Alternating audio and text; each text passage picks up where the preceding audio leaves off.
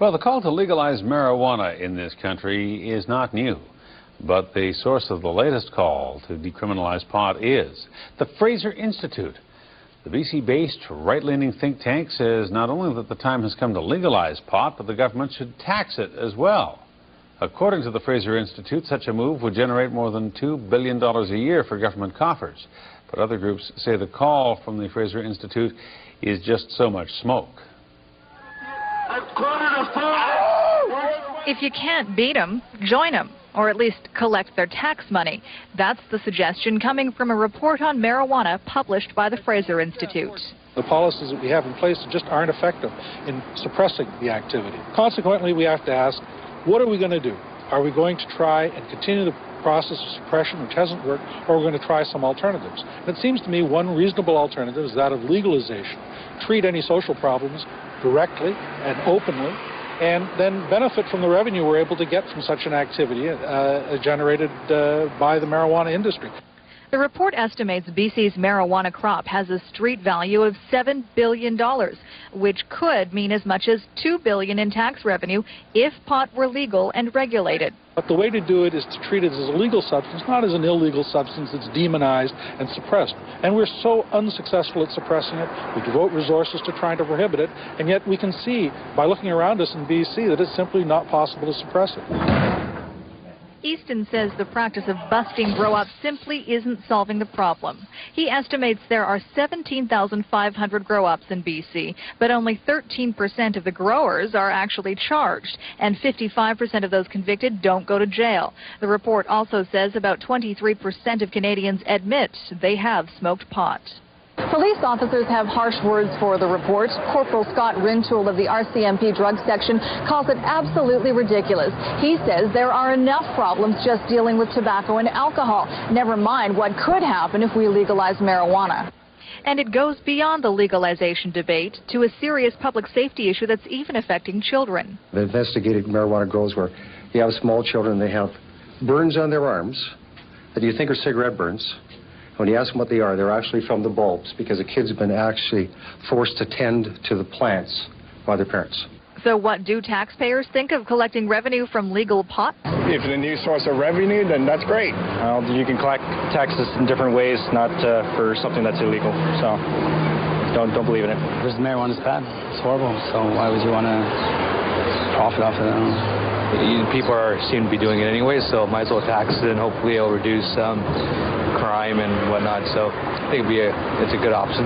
There could be a change in the way pot possession is dealt with after the election. The Liberals and the NDP support some kind of decriminalization, while the Conservatives are promising a national drug strategy.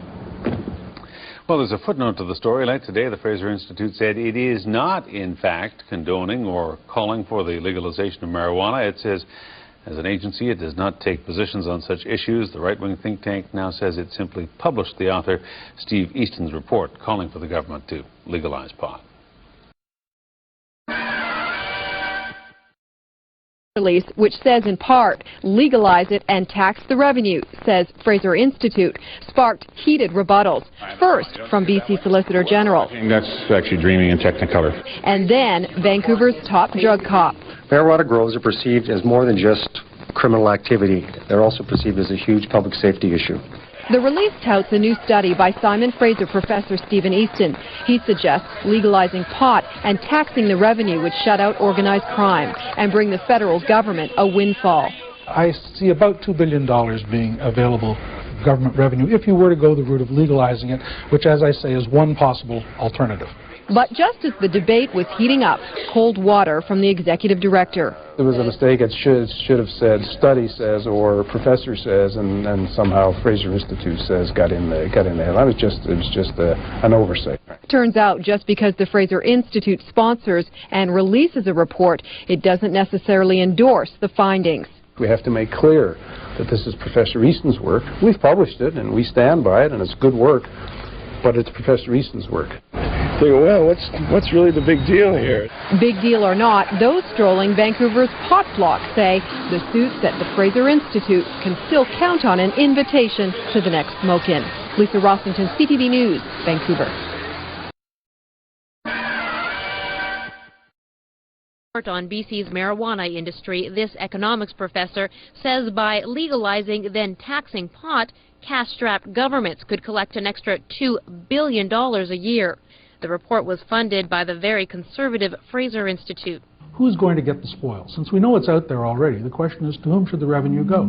Should the revenue go to people who you really may not like, organized crime in all its guises, or perhaps should we have, as society, have more access to that revenue to perhaps undo some of the harms that we think it may do? But try selling that idea to government. BC Solicitor General says any gains made by taxing pot would be lost in trade with the U.S. They have always made it pretty clear that even the issue of decriminalization, which was being looked at last fall by the federal government, would tighten up the borders and affect trade between the two countries. There are an estimated 17,000 grow-ops in BC alone, tens of thousands more in the rest of the country. But police say legalization wouldn't lighten their load, it would just cause more problems. The Fraser report talks about regulation. Who's responsible for that? More and more, who is? Like, does anybody know? I don't. That report didn't talk about that. How do you get that taxes in there? Who's going to be responsible for collecting those taxes? Easton's report doesn't address the health or social concerns of legalization. His findings are limited to the bottom line. Just after the report's release, though, the Fraser Institute took pains to point out its own bottom line, saying it doesn't necessarily agree with the report's findings. Rosa Marcatelli, CBC News, Vancouver.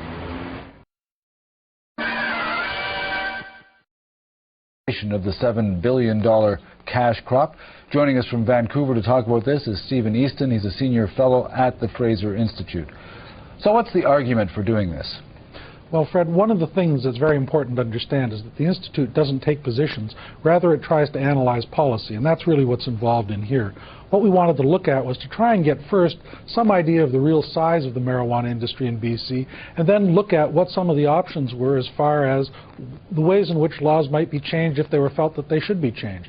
For example, just discovering that the industry, as measured at street prices at least, was $7 billion was certainly an eye-opener to me. People have talked about large numbers in the past, but nobody's really had a methodology out there to be criticized and to try and document. If you used wholesale prices, you might well find that it was about half that.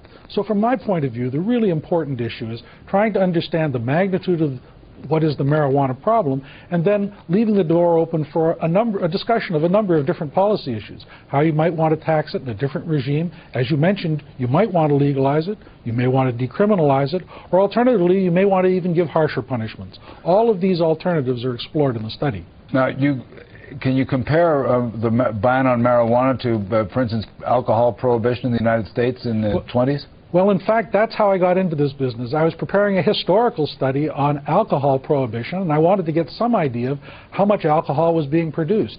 Well, in order to do that, I needed to develop a methodology to do that, and I did. And then I sort of looked around to say, gee, I wonder if I could get better data than I had in the 20s and 30s. After all, Statistics Canada didn't record data then either. And I looked and I said, marijuana, at least we have some indication here because we know a little bit more about the distribution of marijuana, because we know those operations police have busted. That gives us an idea, an insight to some extent on the industry. And so I used my methodology on that basis. What would be the business model if marijuana were to become legal?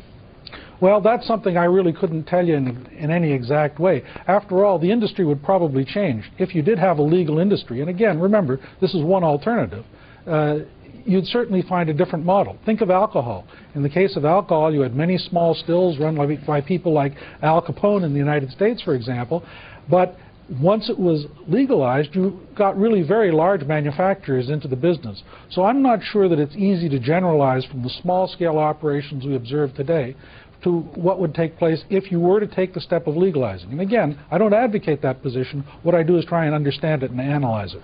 If it were to be legalized, wouldn't it drive the Americans ballistic? Yes, it would, and that's certainly one of the reasons why you have to have a public discussion of this kind of an issue. It's not a one-dimension problem. You've got a lot of other people who feel very strongly about the social effects of marijuana. All of that has to be part of the public policy debate. What I see my role is in pointing out the size of the industry and documenting it in a way that